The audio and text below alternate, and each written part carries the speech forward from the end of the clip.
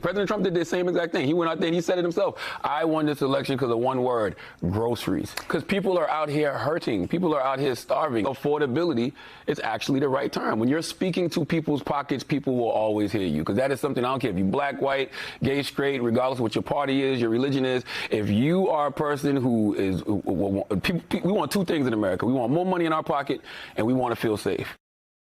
Words of advice to Democrats from talk show host Charlamagne Tha God as Dems work to transcend a weak party brand ahead of next year's midterms. Joining me now, Molly Jong-Fast, MSNBC political analyst, special correspondent with Vanity Fair and host of the Fast Politics podcast, and Rina Shah, geopolitical advisor and former senior GOP congressional advisor. Molly, react to Charlamagne. What do you think about his basically rallying call about affordability? You know, Charlamagne is really smart. And I actually was I didn't know whether it was him going on Fox or her going on The Breakfast Club.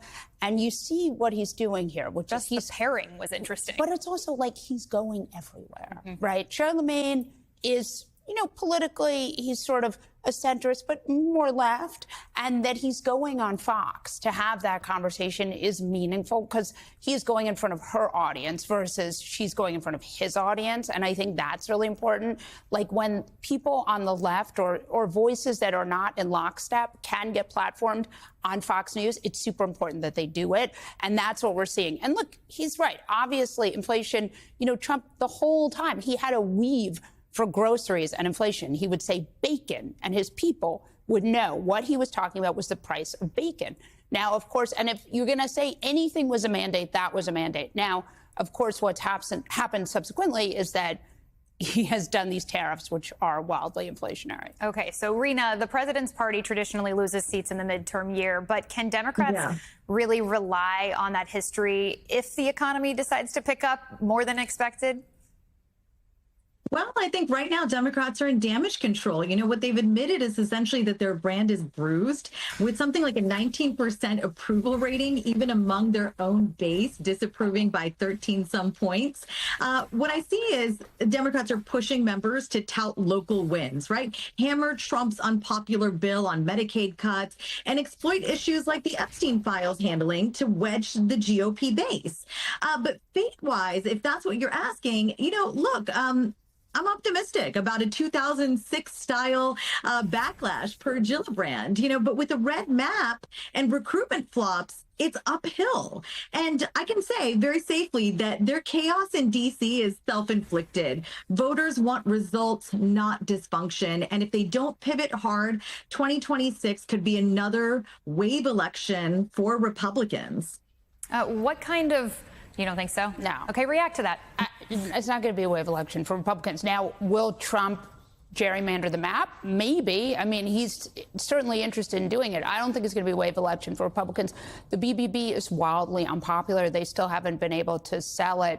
The polling on Epstein is way underwater. I mean, Trumpism doesn't scale. We've seen that for a decade. You know, just ask Kari Lake, governor of Arizona. Let's talk about gerrymandering for a minute there, since you brought it up. Texas obviously seems like 5 more seats going to the Republicans. Now Governor Gavin Newsom is threatening to do something similar in California. Is that a good move or not? I think I think you're in an existential crisis for American democracy, right? And you have a autocratic, curious, maybe autocratic leaning, maybe autocrat who is president, who is trying to consolidate power in a number of different ways. So, of course, it's scary. And I think this is, at this point, I think Democrats have to do it. I think their hand has been forced, and I think that it's the only way. But certainly, it shows that there have been reforms that were not made, that should have been made. It shows a lack. I mean, this is the thing that I'm always struck by. Congress has had opportunities to regulate things, and they have not. And what's happened is things like this, right? Like we should have one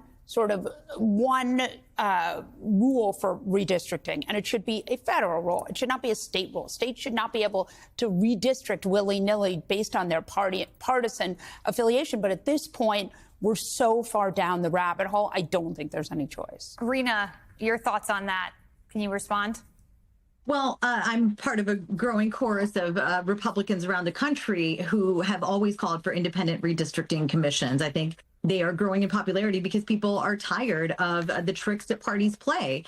Look, I'm not a full-on partisan here, but I do see the problem with both sides. I'll just say for Dems in the 2026-2028 plan, I mean, I still see Democrats scrambling for 2026 by recruiting these so-called crossover stars, people like Roy Cooper in North Carolina, or trying to lure Sherrod Brown back in Ohio, folks who wanted red territory before. But it's all about distancing from their toxic national brand. And that's really what I want to draw emphasis to here is, Democrats are banking on local authenticity to flip seats. But they need just 3 in the House and 4 in the Senate. I want to remind the audience. But for 2028, it's early, but they're eyeing governors or fresh faces to rebuild after that drubbing of 2024. And they're hoping that anti-Trump energy carries over.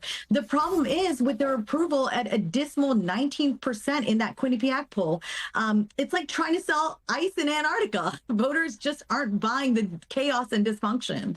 I don't think that's right. I think the polls show that people who are Democrats are mad at Democrats because they want them to do more, but they're not going to Donald Trump. And in fact, neither party is particularly popular. I think that's wrong. Also, Cooper from North Carolina is wildly popular. It's a huge recruitment win for Democrats. I think that I don't see why that wouldn't be a win. And I also think Harris lost, but they were able to keep a bunch of Senate seats, which was unusual. And while it was absolutely, another Donald Trump re-election, I do not think it was a referendum on Democrats quite that same way. We are going to have both but none of it's fact. We agree to disagree here on this show, and we will have you both back to have more of a conversation. Molly Jong-Fast and Rina Shah, thank you both for the lively discussion.